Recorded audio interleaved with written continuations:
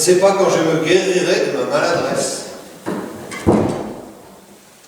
Mais je suis d'une cruelle étourderie. Il m'est impossible de prendre sur moi de me rappeler votre jour. Et toutes les fois que j'ai envie de vous voir, cela ne manque jamais d'être un mardi. Est-ce que vous avez quelque chose à me dire?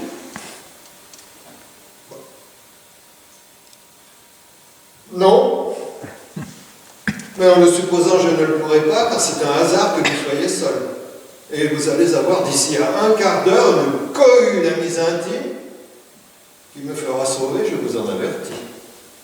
Il est vrai que c'est aujourd'hui mon jour. Je ne sais trop pourquoi j'en ai un. C'est une mode qui a pourtant sa raison. Nos mères laissaient leur porte ouverte. Oh, la bonne compagnie n'était pas nombreuse et se bornait pour chaque cercle à une fournée d'ennuyeux qu'on avalait à la rigueur. Maintenant, dès qu'on reçoit, on reçoit tout Paris. Et tout Paris, autant où nous en sommes, c'est bien réellement Paris tout entier, ville et faubourg. Ah, quand on est chez soi, on est dans la rue. Il fallait trouver un remède. De là vient l'idée que chacun ait son jour. Et c'est le seul moyen de se voir le moins possible. Et quand on dit « je suis chez moi le mardi », il est clair que c'est comme si on disait « le reste du temps, laissez-moi tranquille ».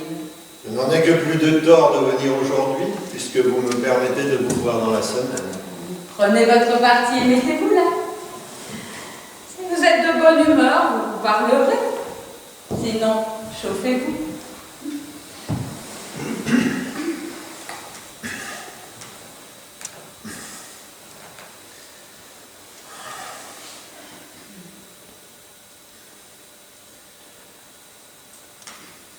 Je ne compte pas sur grand monde aujourd'hui. Vous regarderez défiler ma petite lanterne magique. Oh, mais qu'avez-vous donc? Oh, vous me semblez... Quoi? Oh, pour ma gloire, je ne veux pas le dire. Ma foi, avant d'entrer ici, je l'étais un peu. Quoi? Mais je vous demande à mon tour. Vous fâcherez-vous si je vous le dis? Ah, j'ai un bal ce soir où je veux être jolie. Je ne me fâcherai pas la journée. Eh bien, j'étais un peu ennuyé. Je ne sais ce que j'ai. Un mal à la mode comme vos réceptions. Je me désole depuis midi. J'ai fait 4 visites sans trouver personne. Je devais dîner quelque part. Je me suis excusé sans raison. Il n'y a pas un spectacle ce soir. Je suis sorti par un temps glacé. Je n'ai vu que des nez rouges et des joues violettes. Je ne sais que faire. Je suis bête comme un feuilleton. Je vous en offre autant. Je m'ennuie. À crier. C'est le temps qu'il fait, sans aucun doute. Le fait est que le froid est odieux. L'hiver est une maladie. Les badauds voient le pavé propre et le ciel clair, et quand un vent bien sec leur coupe les oreilles, ils appellent cela une belle gelée. C'est comme qui dirait une belle fluxion de poitrine, bien obligée de ces beautés-là. Je suis plus que de votre avis. Il me semble que mon ennui me vient moins de l'air du dehors, froid qu'il est, que de l'air que les autres respirent. C'est peut-être que nous vieillissons. Oh, je commence à avoir 30 ans et je perds le talent de vivre. Je n'ai jamais eu ce talent-là, et ce qui m'épouvante, c'est que je le gagne. En prenant des années, on devient plat ou fou, et j'ai une peur atroce de mourir comme un sage. Ce n'est pour qu'on mette une bûche au feu. Votre idée me gêne. Ce n'est pas la peine, on sonne à la porte et votre procession arrive. Oh, voyons quelle en sera la bannière. Ils sont tous obligés de rester. Non, décidément, je m'en vais. Où allez-vous? N'en sais rien. Adieu, madame. À jeudi soir. Pourquoi jeudi? N'est-ce pas votre jour aux Italiens? J'irai vous faire une petite visite. Oh non! Oh non, vous êtes trop maussade. D'ailleurs, j'y mène Monsieur Camus. Monsieur Camus, votre voisin de campagne. Oui, il m'a vendu des pommes et du foin avec beaucoup de galanterie et je veux lui rendre sa politesse. C'est bien vous, par exemple, l'être le plus ennuyeux. On devrait le nourrir de sa marchandise. À propos, savez-vous ce qu'on dit? Non, mais on ne vient pas. Qui avait donc sonné? Personne, une petite fille, je crois, avec un carton, je ne sais quoi. Une blanchisseuse, elle est là dans la cour qui parle à vos gens. Vous appelez ça je ne sais quoi? Vous êtes poli? C'est mon bonnet. Eh bien, que dit-on de moi et de Monsieur Camus? Bon, et fermez donc cette porte, il vient un vent horrible. On dit que vous pensez à vous remarier, que Monsieur Camus est millionnaire et qu'il vient chez vous bien souvent. En vérité, pas plus que cela. Et vous me dites ça au nez, tout bonnement. Mais je vous le dis parce qu'on en parle. C'est une belle raison. Est-ce que je vous répète, moi, tout ce qu'on dit de vous aussi par le monde? De quoi, madame? Et que peut-on dire, s'il vous plaît, qui ne puisse pas se répéter? Eh bien, vous voyez bien que tout peut se répéter, puisque vous m'apprenez que je suis à la veille d'être annoncée Madame Camus. Ce que l'on dit de vous est au moins aussi grave, puisqu'il paraît malheureusement que c'est vrai. Eh, quoi donc? Vous me feriez peur. Une preuve de plus qu'on ne se trompe pas. Expliquez-vous, je vous en prie. Ah, pas du tout, ce sont vos affaires. Je vous en supplie, Marquise, je vous le demande en grâce. Vous êtes la personne du monde dont l'opinion a le plus de prix pour moi. L'une des personnes, vous voulez dire? Non, je dis la personne, celle dont l'esprit, le sentiment, la grâce... Oh, ciel! Oh, vous allez faire une phrase. Pas du tout. Et si vous ne voyez rien, c'est qu'apparemment vous ne voulez rien voir. Voir quoi? Cela s'entend, de reste. Je n'entends que ce qu'on me dit, et encore, pas des deux oreilles. Vous riez de tout. Mais sincèrement, serait-il possible que depuis un an, vous voyant presque tous les jours, faites comme vous êtes, avec votre esprit, votre grâce... Oh, mon Dieu! Oh, mais c'est bien plus qu'une phrase. C'est une déclaration que vous me faites là. Oh, mais avertissez au moins. Est-ce une déclaration ou un compliment de bonne année? Et si c'était une déclaration? Ah, mais c'est que je n'en repose maintenant. Oh, je vous ai dit que j'allais au bal. Je suis exposée à en entendre ce soir. Et ma santé ne me permet pas ces choses-là 2 fois par jour. En réalité, vous êtes décourageante. Et je me réjouirai de bon cœur quand vous y serez prise à votre tour. Mais moi aussi, je m'en réjouirai. Je vous jure qu'il y a des instants où je donnerai une grosse somme pour avoir un tout petit chagrin. Tenez, j'étais comme ça pendant qu'on me coiffait, pas plus tard que tout à l'heure. Je poussais des soupirs à m'en fendre l'âme, de désespoir de ne penser à rien. Raillez, raillez, vous y viendrez. Oh, c'est bien possible, nous sommes tous mortels. Mais si je suis raisonnable, à qui la faute? Je vous assure que je ne me défends pas. Et vous ne voulez pas qu'on vous fasse la cour? Ah non, non, je suis bonne personne, mais quant à cela, c'est pas trop bête. Mais dites-moi, vous qui avez le sens commun, que signifie cette chose-là, faire la cour à une femme? Cela signifie que cette femme vous plaît et qu'on est bien aise de le lui dire. À la bonne heure. Et cette femme, cela lui plaît-il à elle de vous plaire? Vous me trouvez jolie, je suppose. Et cela vous amuse de m'en faire part. Et alors, qu'est-ce que cela prouve? Est-ce une raison pour que je vous aime? Parce que j'imagine que si quelqu'un me plaît, ce n'est pas parce que je suis jolie. Qui gagne-t-il à ces compliments? Oh, la belle manière de se faire aimer que de venir se planter devant une femme avec un lorgnon, de la regarder des pieds à la tête, comme une poupée dans un étalage, et de lui dire bien agréablement « Madame, je vous trouve charmant ». Joignez à cela quelques phrases bien fades, un tour de valse et un bouquet. Ben voilà pourtant ce que vous appelez faire sa cour. Oh, fille donc, comment un homme d'esprit peut-il prendre goût à ces niaiseries-là? Cela me met en colère quand j'y pense. Il n'y a pourtant pas de quoi se fâcher. Ma foi si, il faut supposer à une femme une tête bien vide et un grand fond de sottise pour se figurer la charmer avec de pareils ingrédients.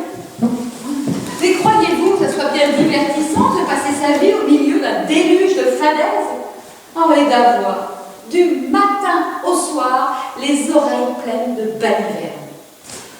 Ah, il me semble en vérité que si j'étais homme, et si je voyais une jolie femme, je me dirais, voilà une pauvre créature qui doit être bien assommée de compliments.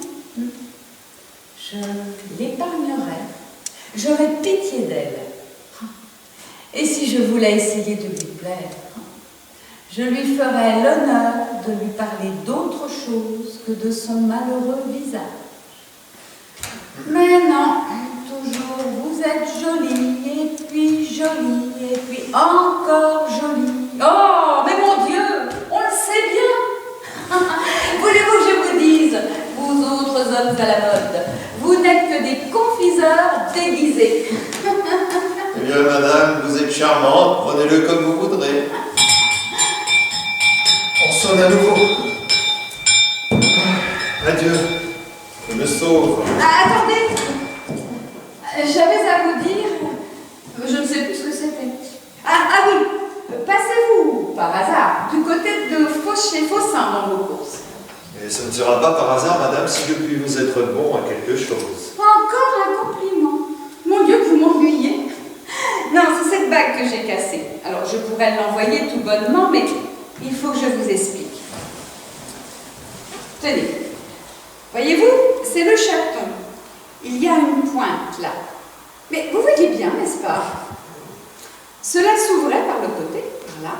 Alors, je l'ai heurté ce matin, je ne sais où. Le ressort a été forcé. Dites donc, marquise, sans indiscrétion, il y avait des cheveux là-dedans. Bien possible. Qu'avez-vous à rire? Je n'aurais pas le moins du monde. Vous êtes un impertinent. Ce sont les cheveux de mon mari. Mais je n'entends personne, jamais vous le sonnez encore. Une autre petite fille, un autre carton. Encore un bonnet, je suppose. À propos, avec tout cela, vous me devez une confidence. Fermez donc cette porte, vous me glacez. Je m'en vais. Mais vous me promettez de me répéter ce qu'on vous a dit de moi, n'est-ce pas, marquise? Venez ce soir au bal, nous causerons. Ah, parbleu. Causer dans un bal. Joli endroit de conversation avec un accompagnement de trombone et un tintamarre de verre d'eau sucrée. L'un vous marche sur le pied, l'autre vous pousse le coude pendant que le laquais tout poissé vous colle une glace dans votre poche. Je vous demande un peu si c'est... Vous voulez-vous rester ou sortir?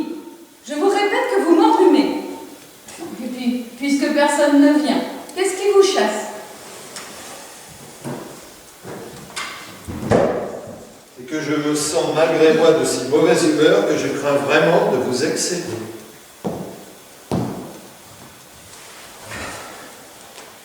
Il faut décidément que je cesse de venir chez vous. C'est honnête, et à propos de quoi? Je ne sais pas, mais je vous ennuie. Vous me le disiez vous-même tout à l'heure. Et je le sens bien, c'est très naturel.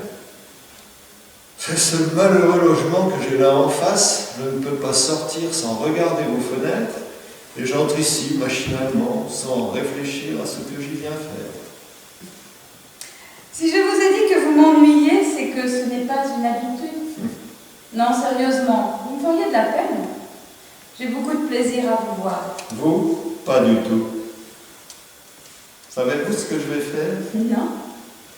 Je vais retourner en Italie.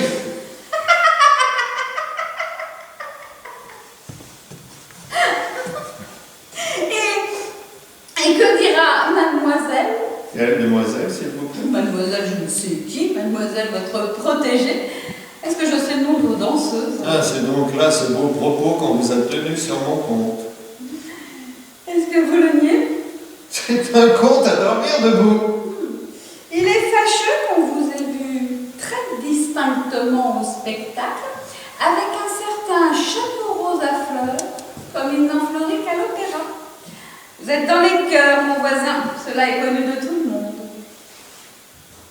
Comme votre mariage avec Monsieur Camus. Vous y revenez. Eh bien, pourquoi pas? Monsieur Camus est fort honnête homme. Il est plusieurs fois millionnaire.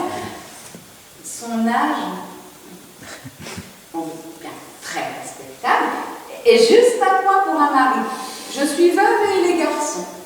Oh, et il est très bien quand il a des gants. Et un bonnet de nuit. Cela doit lui aller. Oh, est-ce que l'on parle de choses pareilles? Voulez-vous bien vous taire, s'il vous plaît? Ah, il y a quelqu'un qui peut les voir. Ce sont apparemment ces demoiselles qui vous apprennent ces jolies façons-là. Tenez, Marquise, je vous dis adieu, vous me feriez dire quelques sottises. Oh, quel excès de délicatesse! Non, mais en vérité, vous êtes trop cruel. C'est bien assez de défendre qu'on vous aime sans m'accuser d'aimer ailleurs. De mieux en mieux. Oh, quel ton tragique. Moi, je vous ai interdit de m'aimer. Certainement.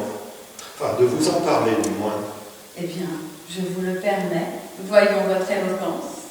Si vous le disiez sérieusement. Mais peu vous importe, pourvu que je le dise. Oui, c'est que tout en riant, il pourrait bien y avoir ici quelqu'un qui courut des risques. Oh, de grands périls, monsieur. Peut-être, madame. Et par malheur, le danger ne serait que pour moi. Quand on a peur, on ne fait pas le brave. Allez, voyons.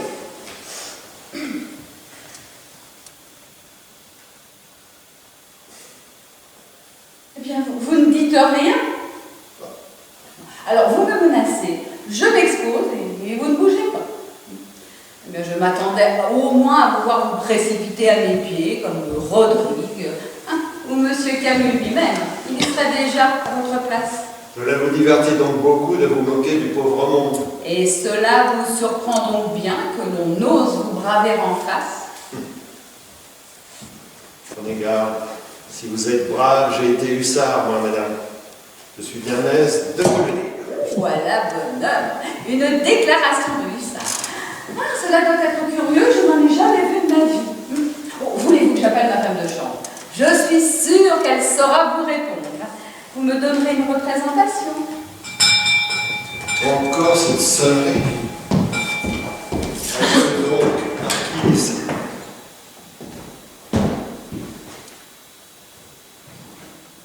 Je ne vous en tiens pas quitte, au moins. À ce soir toujours, n'est-ce pas? Mais qu'est-ce? Ce bruit? C'est le temps qui vient de changer. Il pleut et il mêle à faire plaisir. Ah, on vous apporte un troisième bonnet, je crains bien qu'il y ait un rhume dedans. Et puis ce tapage là, c'est le tonnerre, en plein mois de janvier. Non, c'est seulement d'un ouragan, une espèce de tronc qui passe. Fermez donc cette porte, vous pouvez sortir par ce temps. Mais qu'est-ce qui peut produire une chose pareille? Madame, c'est la colère céleste qui châtie les carreaux de vitre, les parapluies, les volets des dames et les tuyaux de cheminée. Et mes chevaux qui sont de sorte. Mais il n'y a pas de danger pour eux, s'il ne leur tombe rien sur la tête. On va plaisantez donc à votre tour. Je suis très propre, moi, monsieur. Je n'aime pas à frotter mes cheveux. Enfin, c'est à Consvat, tout à l'heure, il faisait le plus beau ciel du monde. Vous pouvez bien compter, par exemple, qu'avec ces deux grêles, vous n'aurez personne.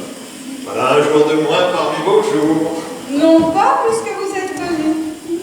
On reposait donc votre chapeau qui m'impatiente. Un compliment, madame.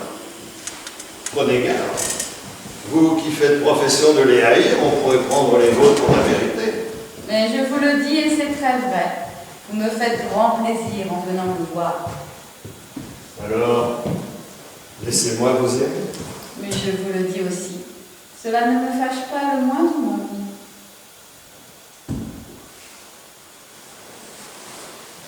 Alors, laissez-moi vous en parler. À la hussarde, n'est-il pas vrai? Non, madame. Soyez convaincue qu'à défaut de cœur, j'ai assez de bon sens pour vous respecter.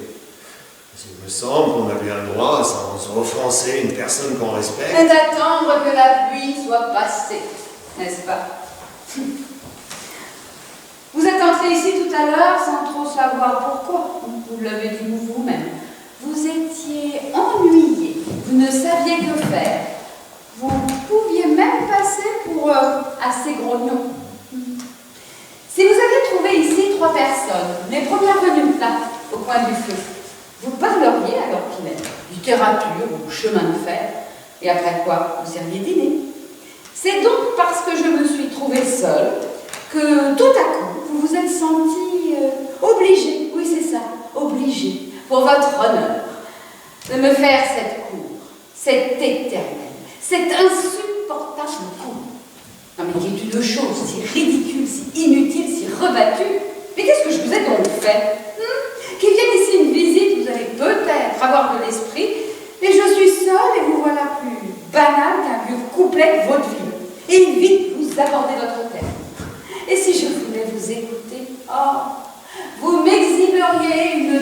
narration, vous me réciteriez votre amour.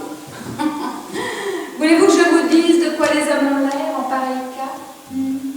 Ils ont l'air de ces pauvres auteurs sifflés qui ont toujours un manuscrit dans leur poche, ou quelque tragédie inédite ou injouable, et qui vous tirent cela pour vous en assommer dès que vous êtes seul un quart d'heure avec eux. Si vous me dites que je ne vous déplais pas, je vous réponds que je vous aime, et puis c'est tout, à votre avis? Vous ne m'aimez pas plus que le grand Turc. Ça, par exemple, c'est trop fort. Écoutez-moi un seul instant, et si vous ne me croyez pas sincère... Non, non et non. Oh. Mais croyez-vous que je ne sache pas ce que vous pourriez me dire? Oh, j'ai très bonne opinion de vos études, mais parce que vous avez de l'éducation, pensez-vous que je n'ai rien vu? Tenez, je connaissais un homme d'esprit qui avait acheté, je ne sais où, une collection de 50 lettres, assez bien faites, très proprement écrites, des lettres d'amour, bien entendu. Ces 50 lettres étaient reliées de façon à former une sorte de petit roman, où toutes les situations étaient prévues.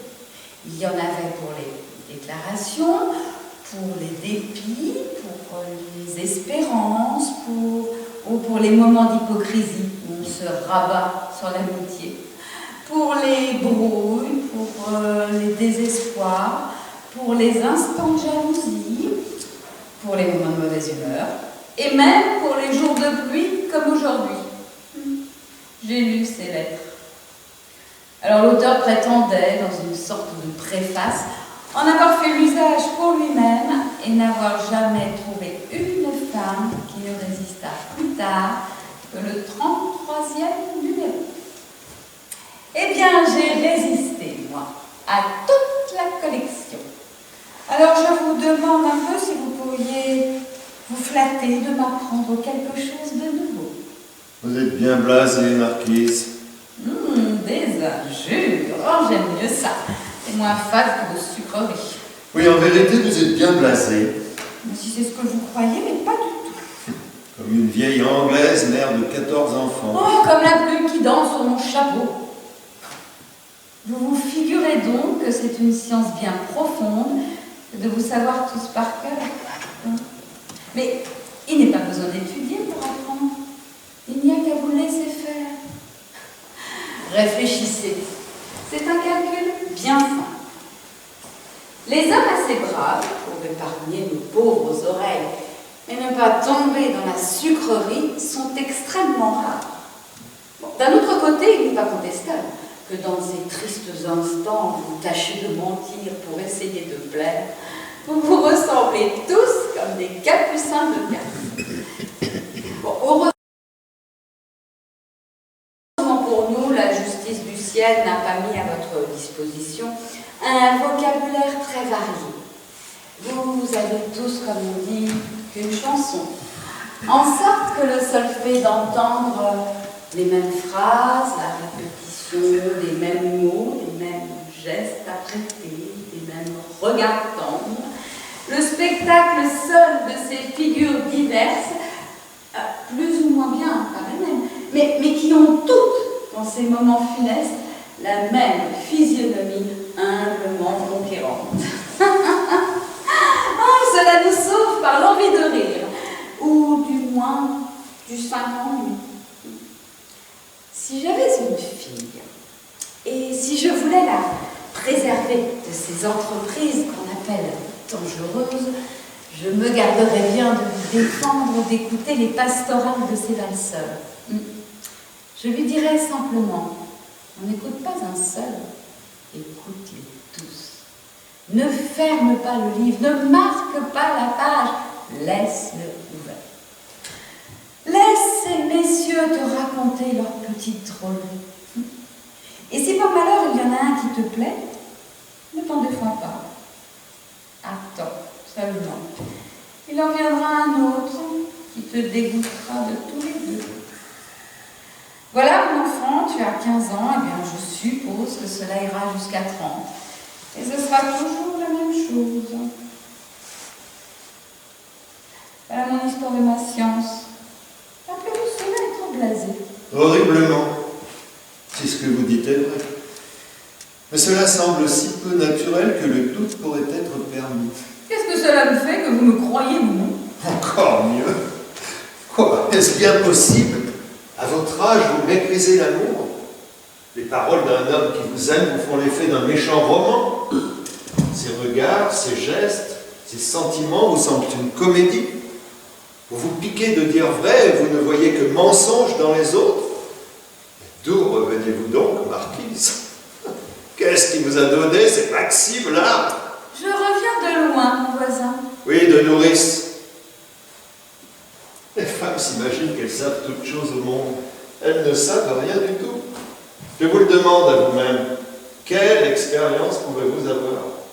Celle de ce voyageur qui, à l'auberge, avait vu une femme rousse et écrivait sur son journal « Les femmes sont rousses dans ce pays-ci ». Je vous avais demandé de mettre une bûche au feu. Être prude, cela se conçoit. Dire non, se boucher les oreilles, haïr l'amour, cela se peut. Mais le nier, quelle plaisanterie! Vous découragez un pauvre diable en lui disant « Je sais ce que vous allez me dire ». Mais n'est-il pas en droit de vous répondre « Oui, madame, vous le savez peut-être. Moi aussi, je sais ce qu'on dit quand on aime. » Je l'oublie en vous parlant. Rien n'est nouveau sous le soleil. Je dis à mon tour, qu'est-ce que cela prouve? Madame Bonheur, vous parlez très bien. À peu de choses près, c'est comme un livre. Oui, je parle. Et je vous assure que si vous êtes tel qu'il vous plaît de le paraître, je vous plains très sincèrement. À votre aise, faites comme chez vous. Et il n'y a rien là qui puisse vous blesser. Si vous avez le droit de nous attaquer, n'avons-nous pas raison de nous défendre? Quand vous nous comparez à des auteurs sifflés, quel reproche croyez-vous nous faire? Mon Dieu, si l'amour est une comédie... Pour le feu ne va pas, la bûche est de travers. Si l'amour est une comédie, cette comédie, vieille comme le monde, sifflée au nom, est au bout du compte ce qu'on a encore trouvé de moins mauvais. Les rôles sont rebattus, j'y consens. Mais si la pièce ne valait rien, tout l'univers ne la saurait pas par cœur. Et je me trompe en disant qu'elle est vieille. Est-ce être vieux qu'être immortel? Monsieur, voilà de la poésie. Non, madame. Mais ces fadaises, ces balivernes qui vous ennuient, tous ces compliments, ces déclarations, tout ce radotage sont de très bonnes anciennes choses, convenues si vous voulez, fatigantes, ridicules parfois, mais qui en accompagnent une autre, laquelle est toujours jeune. Vous vous embrouillez. Qu'est-ce qui est toujours vieux, qu'est-ce qui est toujours jeune? L'amour. Oh, monsieur, voilà de l'éloquence. Non, madame, je veux dire ceci, que l'amour est immortellement jeune, et que les façons de l'exprimer sont et demeureront éternellement vieilles. Les formes usées, c'est des lambeaux de romans qui vous sortent du cœur, on ne sait pas pourquoi. Tout cet entourage, tout cet attirail, c'est un cortège de vieux chambellans, de vieux diplomates, de vieux ministres, c'est le caquet de l'antichambre d'un roi. Tout cela passe. Mais ce roi-là ne meurt pas. L'amour est mort. Vive l'amour! L'amour. L'amour. Et quand même, on ne ferait que s'imaginer. Bon, donnez-moi l'écran qui est là, voilà votre feu qui m'aveugle. Quand même, on ne ferait que s'imaginer qu'on aime. Est-ce que ce n'est pas une chose charmante? Mais puisque je vous dis que c'est toujours la même chose. Et toujours nouveau, comme dit la chanson. Que voulez-vous donc qu'on invente? Il faut apparemment qu'on vous aime en hébreu. Cette Vénus qui est là sur votre pendule, c'est aussi toujours la même chose. En est-elle moins belle, s'il vous plaît? Si vous ressemblez à votre grand-mère, en êtes-vous moins jolie? Bon, voilà le refrain joli. Donnez-moi le coussin qui est là. Cette Vénus est faite pour être belle, pour être aimée et admirée. Cela ne l'ennuie pas du tout. Si le beau corps trouvé à Milo a jamais eu un modèle vivant, assurément cette grande gaillarde a eu plus d'amoureux qu'il ne lui en fallait. Et elle s'est laissée aimer, comme une autre, comme sa cousine Astarté, comme Aspasie et Manon Lescaut. Monsieur, voilà de la mythologie. Non, madame, je ne puis dire combien cette indifférence à la mode, cette froideur qui raille et dédaigne, Cette heure d'expérience qui réduit tout à rien me fait peine à voir avec une jeune femme. Vous n'êtes pas la première chez qui je les rencontre, c'est une maladie qui court les salons. On se détourne, on baille, comme vous en ce moment. On dit qu'on ne veut pas entendre parler d'amour. Alors pourquoi mettez-vous de la dentelle? Qu'est-ce que ce pompon-là fait sur votre tête? Et qu'est-ce que ce coussin fait dans vos mains? Je vous l'avais demandé pour mettre sous mes pieds. Eh bien, m'y voilà. Et moi aussi. Et je vous ferai une déclaration bon gré, mal gré, bête comme les rues, vieille comme une oie, car je suis furieux contre vous. Voulez-vous me faire la grâce de vous ôter de là? Je vous prie. Non, il faut d'abord que vous m'écoutiez. Vous ne voulez pas vous lever? Non, non et non, comme vous le disiez tout à l'heure. Eh bien, monsieur, j'ai bien l'honneur de vous saluer. Marquise, au nom du ciel, cela est trop cruel. Vous me rendez fou, vous me désespérez. Je vous passerai le café de Paris. Non, sur l'honneur, je parle du fond de l'âme. Je conviendrai tant que vous voudrez que j'étais entré ici sans dessein. Je ne comptais que vous voir en passant, témoin cette porte que j'ai ouverte 3 fois pour m'en aller. La conversation que nous venons d'avoir, vos railleries, votre froideur, m'ont entraîné plus loin qu'il ne fallait. Peut-être. Mais ce n'est pas d'aujourd'hui seulement. C'est du premier jour où je vous ai vu que je vous aime, que je vous adore. Non, je n'exagère pas en m'exprimant ainsi. Voilà plus d'1 an que je vous adore, je me sens...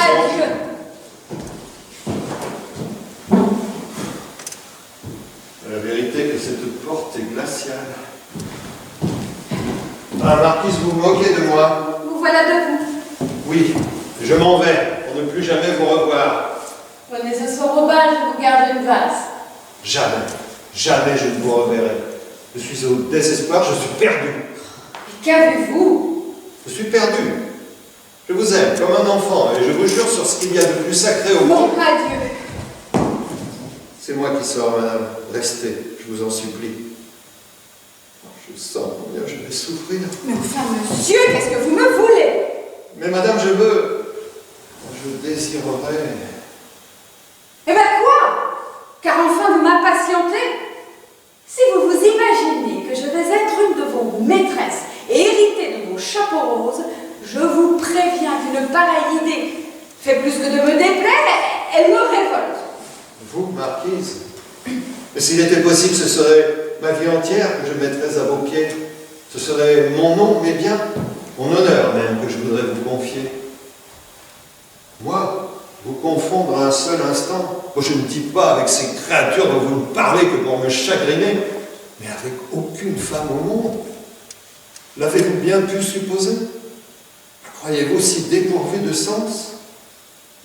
Mon étourderie ou ma déraison a-t-elle été si loin que de vous faire douter de mon respect? Vous qui me disiez tantôt que vous aviez quelque plaisir à me voir, peut-être quelque amitié pour moi. N'est-il pas vrai, Marquise? Pouvez-vous penser qu'un homme ainsi distingué par vous, que vous avez pu trouver digne d'une si précieuse, d'une si douce indulgence, ne saurait pas ce que vous valez? Suis-je donc aveugle ou insensé? Vous, ma maîtresse? Non pas, mais ma femme.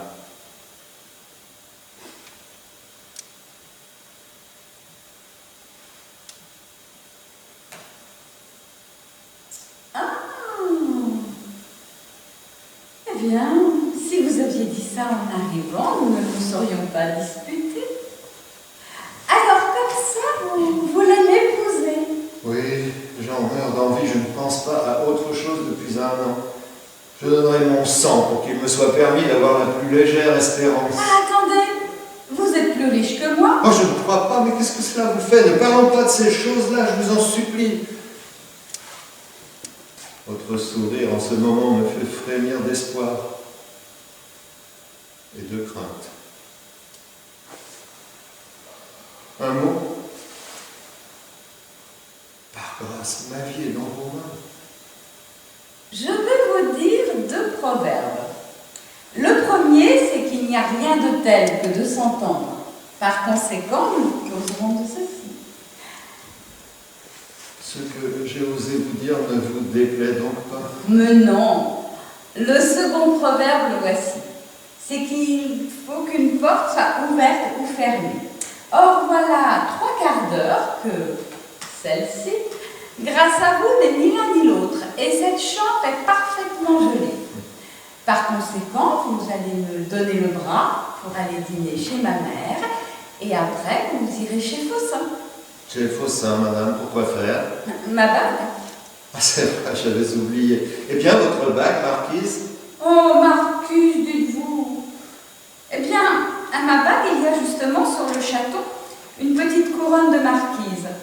Et comme cela peut servir de cachet. Dites donc, comte, qu'en pensez-vous? Il faudra peut-être ôter les fleurons. Allons, je vais mettre un chapeau. Vous me comblez de joie. Comment vous exprimer?